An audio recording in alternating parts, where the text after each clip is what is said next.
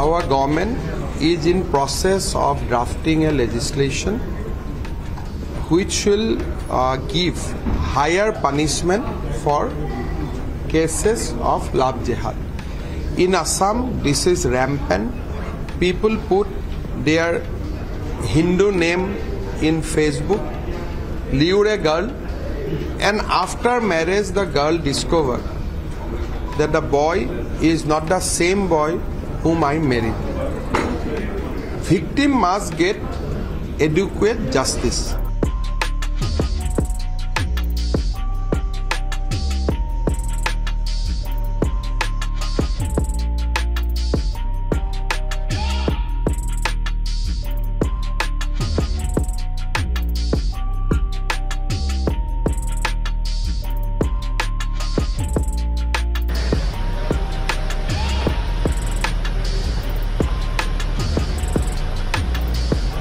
নিযুক্তি দিবও পাৰে সেই নিযুক্তিক লৈ যুৱক যুৱতীসকলৰ মাজত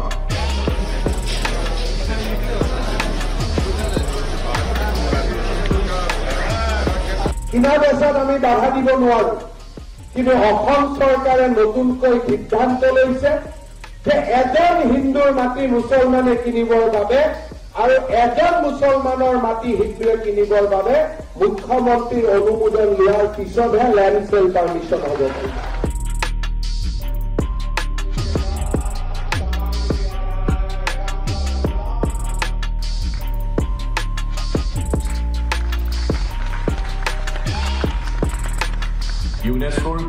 If you like this video, then like, share and subscribe to Mirror Now.